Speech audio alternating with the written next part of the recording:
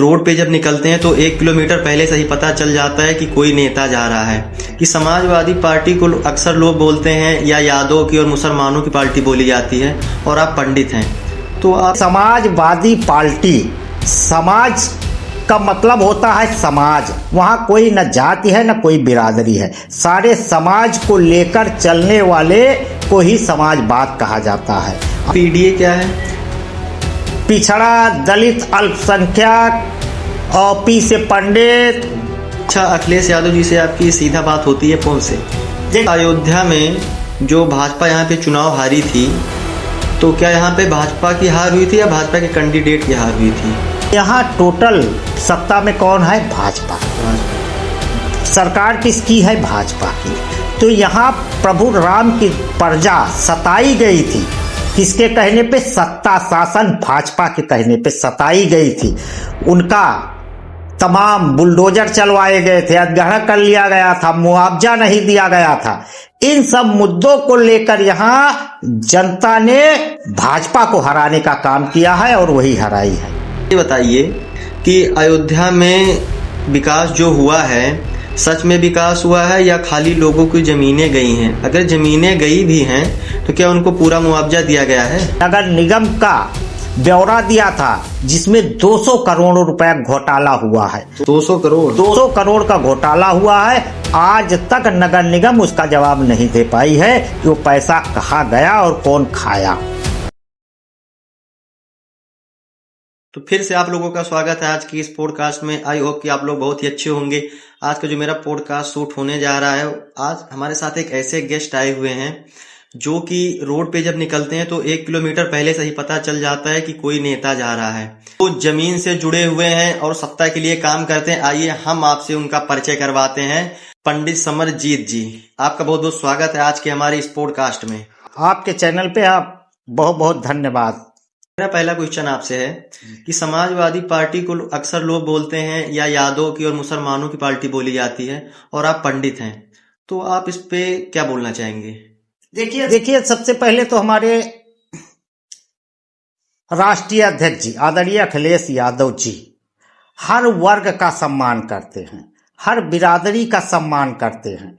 और हमारे नेताजी जब थे तो सभी वर्गों को लेके उन्होंने सत्ता में आए थे और सत्ता लेकर जनता के बीच शासन किए थे और जनता का सदैव मदद करने का काम किए थे। चाहे वो किसान रहे हों, चाहे गरीब रहे हों या मीडियम क्लास के लोग रहे हों, सभी को लेकर वो साथ चले थे और उन्हीं के आदर्शों पर हमारे राष्ट्रीय अध्यक्ष जी चल रहे हैं। देखिए, समाजवादी पार्टी, समाज का मतलब होता है समाज। वहाँ कोई न जाति है न कोई बिरादरी है, सारे समाज को लेकर चलने वाले को ही समाजवाद कहा जाता है। आज उसी के आधार पे समाजवादी पार्टी चल रही है और हमारे समाजवादी पार्टी में हर वर्ग के लोग हैं, हर धर्म के लोग हैं और सभी का सम्मान हमारे राष्ट्रीय अध्यक्ष जी करते हैं और सभी के लिए संघर्ष करते हैं, आवाज भी उठाते हैं। आज हमारे पार्टी में तमाम ठाकुरों की लाबी पड़ी हुई है और वो भी हमारे सिंह साहब भी सदा समाजवादी पार्टी के साथ लगे हुए हैं। तमाम ऐसे नेता हैं प्रदेश में जो सिंह हैं, वो भी आज समाजवादी पार्टी के लिए संघर्ष कर रहे हैं। तो समाजवाद ही जो है वो समाज को साथ लेकर चलने वाली पार्टी है। समाज का मतलब ही समाज से जुड़ा हुआ है। समाज बिल्कुल समाज से ही तो आज तमाम पार्टियां बनी है। यहाँ न कोई जाति है न कोई धर्म है, सभी वर्गों का सम्मान है, सभी धर्मों का सम्मान है। इसीलिए आज समाजवादी पार्टी आगे बढ़कर चल रही है। अच्छा, पीडीए क्या है? पिछड़ा, दलित, अल्पसंख्यक और पी से पंडित और उसके बाद जो गरीब, असहाय, निर्मल, जो सताए हुए हैं, परेशान हैं, पीडीए उनकी पार्टी, उन लोगों की बात हमारे राष्ट्रीय अध्यक्ष जी ने कही है। अच्छा, अखिलेश यादव जी से आपकी सीधा बात होती है फोन से? देखिए हमारे राष्ट्रीय अध्यक्ष जी से हम बात करते हैं जब कोई बहुत इमरजेंसी हो, बहुत विपत्ति में होते हैं। हाँ, जैसे अब कोई आकस्मिक विपत्ति आ जाए, परेशानी आ जाए, तो उसमें हमारे राष्ट्रीय अध्यक्ष जी सदैव सहयोग। अभी कुछ साल पहले ही एक घटना घटी थी, हम एकाएक कोमा में चले गए थे। तो राष्ट्रीय अध्यक्ष जी तक बात जैसे पहुंची, उन्होंने एम्बुलेंस की व्यवस्था करा के अयोध्या से हमें लखनऊ बुलवाया, वहां भर्ती करवाए और 3 दिन हमारी दवा पानी हुई, हम जाके ठीक हो गए। तो देखिए, कार्यकर्ताओं के लिए राष्ट्रीय अध्यक्ष जी आदरणीय अखिलेश यादव जी जैसा नेता किसी पार्टी में नहीं है, ये मैं चैलेंज करता हूं। हमारे राष्ट्रीय अध्यक्ष जी का जब भी काफिला चलता है सड़कों पर, तो जो उनके कार्यकर्ता मेहनती कार्यकर्ता हैं, अगर वो हल्का सा हाथ हिला दिए या हल्का सा कागज दिखाने का काम किए तो काफिला रुकने का काम अवश्य होता है और उनकी बात सुनी जाती है और मदद भी की जाती है। समाजवादी पार्टी क्यों अच्छी है? हमने पहले ही बता दिया, समाजवादी पार्टी मतलब सारे समाज को एक साथ लेकर। भी पार्टियां हैं हमारे यहाँ पे, तो मतलब यही क्यों आपको अच्छी लगी? हाँ, व्यक्तिगत हमारी बात है तो हमें पार्टी इसलिए अच्छी लगी क्योंकि सदैव समाज के गरीबों के लिए संघर्ष करने वाली पार्टी है। जनता की कहीं अगर दुखी है तो उनके लिए संघर्ष करने वाली पार्टी है। और हमारी पार्टी इसलिए भी हमको बहुत अच्छी लगती है कि अगर कोई परेशान है तो मैं उसकी आवाज उठा सकता हूं। हमारे पार्टी में कोई रोक टोक नहीं है कि केवल बोलेंगे तो हम बोलेंगे और कोई नहीं आवाज उठा सकता है, ऐसी पार्टी हमारी नहीं है। अगर हमारे आसपास कोई दिक्कत में है, परेशानी में है, तो मैं सत्ता से सदैव लड़ने का काम करूंगा और करता हूं। और हमारे राष्ट्रीय अध्यक्ष जी के तरफ से निर्देश है कि अगर कहीं कोई परेशान हो, असहाय हो या सताया जा रहा हो, तत्काल आप लोग उसकी आवाज उठाने का काम करें। इसलिए हमें समाजवादी पार्टी अच्छी लगी। अच्छा, आपको और भी मतलब बड़ी पार्टियों की तरफ से आपको ऑफर आता है जाने के लिए, ज्वाइन करने के लिए? अरे इस अयोध्या जनपद में जब मैं चलता हूं तो आधा किलो 1 किलोमीटर के लगभग लोग जान जाते हैं कि सपा का कार्यकर्ता जा रहा है और चल रही है भाजपा सरकार। तो सदैव हमारे ऊपर तो दबाव, प्रेशर, लालच तीनों तरफ से अटैक किया जाता है। लेकिन हमने कह दिया है कि हम समाजवादी हैं तो हैं और रहेंगे और हमेशा जनता के लिए संघर्ष करते हैं। हाल ही में समाजवादी पार्टी खुशी दुबे की सहायता कर रही है, आपका इस पे क्या कहना है? देखिए, अभी मैंने पहले ही बताया है कि हमारे सपा राष्ट्रीय अध्यक्ष जी सदैव गरीबों, असहायों की मदद करने का काम किए हैं। आज ब्राह्मण समाज की वो बिटिया आवाज लगाई, हमारे राष्ट्रीय अध्यक्ष ने तत्काल मदद करने का काम किया है। उनकी मां अस्पताल में भर्ती थी। योगी सरकार में जितने भी उनके खाते थे सीज कर दिए गए हैं। आज वह ब्राह्मण परिवार पाई के लिए मोहताज है और मां भर्ती थी। उस बिटिया को कहीं रास्ता नहीं दिखाई दिया, ना किसी ने मदद किया। तो हमारे राष्ट्रीय अध्यक्ष कानों तक वह बात पहुंची और तत्काल सारे दवा की खर्च हमारे राष्ट्रीय अध्यक्ष जी ने उस ब्राह्मण परिवार की मदद करने का काम किए और कर रहे हैं और करते रहेंगे। उनके ऊपर लगा मुकदमा भी सरकार वापस लेगी? देखिए, अब इस पे तो हम यही कहेंगे कि आज वह ब्राह्मण परिवार है। मुख्यमंत्री इस समय आदरणीय योगी नाथ जी कम से कम सैकड़ों मुकदमा उनके ऊपर था, वापस ले लिए। मौर्य जी के उप मुख्यमंत्री मौर्य जी के ऊपर मुकदमा था, वह सरकार ने वापस ले लिया है। लेकिन इनका मुकदमा सरकार नहीं लेगी क्योंकि ये ब्राह्मण परिवार से हैं और आज तक किसी ब्राह्मण परिवार का यह सरकार मुकदमा वापस लेने का काम नहीं करेगी, यह मैं जानता। अच्छा, अयोध्या में जो भाजपा यहाँ पे चुनाव हारी थी, तो क्या यहाँ पे भाजपा की हार हुई थी या भाजपा के कैंडिडेट की हार हुई थी? यहाँ टोटल सत्ता में कौन है? भाजपा। सरकार किसकी है? भाजपा की। तो यहाँ प्रभु राम की प्रजा सताई गई थी। किसके कहने पे? सत्ता शासन भाजपा के कहने पे सताई गई थी। उनका तमाम बुलडोजर चलवाए गए थे, अधगढ़ा कर लिया गया था, मुआवजा नहीं दिया गया था। इन सब मुद्दों को लेकर यहाँ जनता ने भाजपा को हराने का काम किया है और वही हराई है। ये बताइए कि अयोध्या में विकास जो हुआ है सच में विकास हुआ है या खाली लोगों की जमीनें गई हैं? अगर जमीनें गई भी हैं तो क्या उनको पूरा मुआवजा दिया गया है? देखिए, प्रभु राम की धरती अयोध्या में हमारे जनता को बर्बाद किया गया, किसानों को बर्बाद किया गया। मुआवजा के नाम पर ना के बराबर किसानों को मुआवजा मिला है। यह सरकार मुआवजा दे रही 2011 के सर्किल रेट में, मतलब 2011 के समय जो रेट था 2.5-3 लाख रुपया बीघा, उसी का 4 गुना करके दे रही है। अधिग्रहण करके इस समय 26 लग गया है। इस समय कम से कम ये 4 गुना करके केवल 10 लाख रुपया बीघा किसानों को मुआवजा दे रही हैं। जहां आज का रेट अगर देखा जाए, वर्तमान रेट, तो इस समय 20-22 लाख के नीचे कहीं जमीन नहीं मिल रही है। मतलब आधा दाम दिया जा रहा है। आधा, अगर किसी का 2 बीघा जाएगा तो वो 1 बीघा भी नहीं बना पाएगा। वो केवल बर्बाद हो रहा हमारा किसान।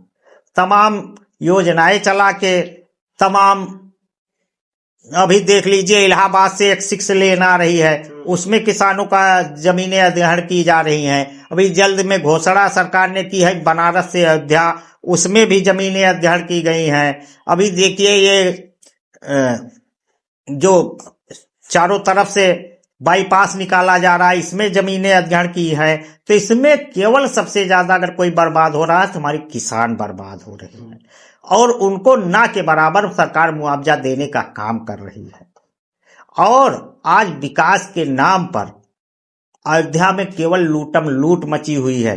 हमारे पूर्व मंत्री आदरणीय पवन पांडे जी अभी कुछ ही दिन पहले नगर निगम का ब्यौरा दिया था, जिसमें 200 करोड़ रुपया घोटाला हुआ है। 200 करोड़ का घोटाला हुआ है। आज तक नगर निगम उसका जवाब नहीं दे पाई है कि वो पैसा कहाँ गया और कौन खाया, क्योंकि सब बंदरबाट हो रहा है और सब अपना अपना जेब भर रहे हैं। अच्छा, 2027 के चुनाव को लेके अखिलेश यादव जी की क्या तैयारियां हैं? देखिए, हमारे राष्ट्रीय अध्यक्ष जी ने पहले ही बता दिया है कि पीडीए में पिछड़ा, अल्पसंख्यक, गरीब, असहाय, निर्बल, ओपी से पंडित जितने लोग हैं वो सारे लोग को हमारे राष्ट्रीय अध्यक्ष जी ने जोड़ लिया है और जुड़ रही है जनता। और जनता को इस समय महंगाई, बेरोजगारी, भ्रष्टाचार, छुट्टा जानवर से मुक्ति चाहिए। अभी तो एक हमारे गरीब भाई थे, उनके लड़की की शादी है, तो वो गए थे थोड़ा गहना लेने, तो पायल जो उनको 7-8 कुछ दिन पहले 700-800 का रेट था, आज वही पायल 11,000 का है।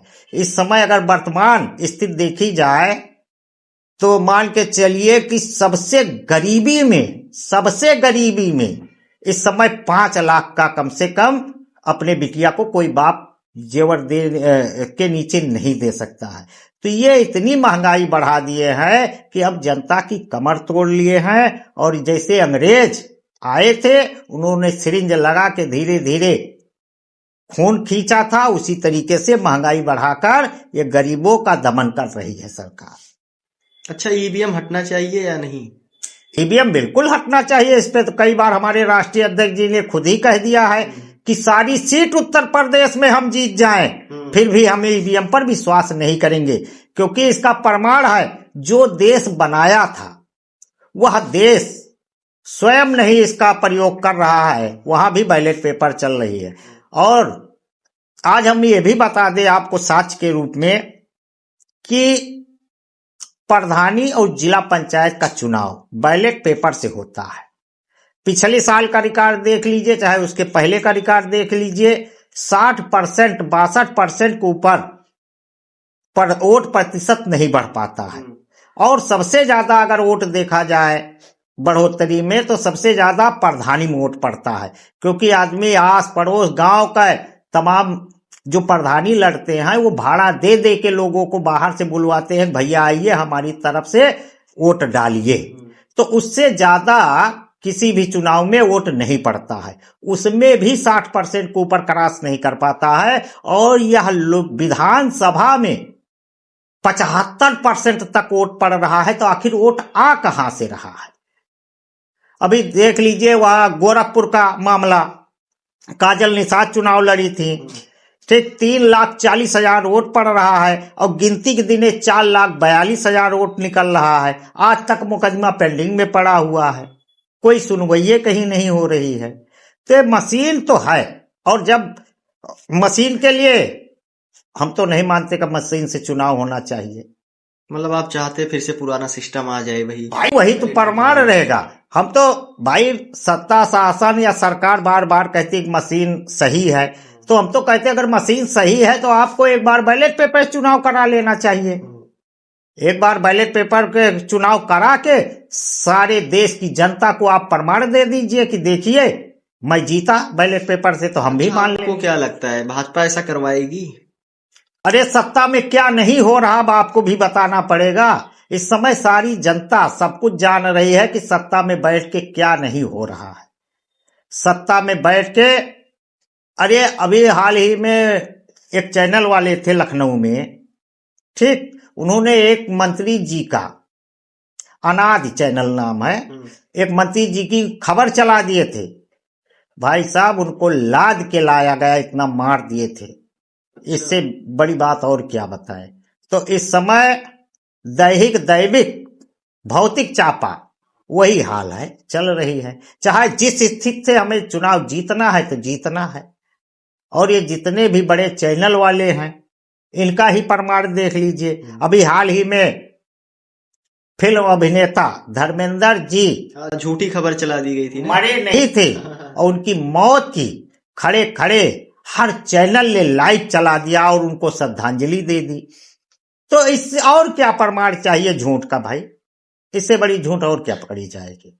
आज के समय में जो युवा बेरोजगार घूम रहे हैं तो उनके विषय में आप क्या बोलना चाहेंगे? देखिए, जब से भाजपा सरकार आई है 10 साल हो गया आए, कम से कम हमारे उत्तर प्रदेश में 20 लाख युवा की उम्र चली गई, पढ़ाई लिखाई सब बर्बाद हो गई।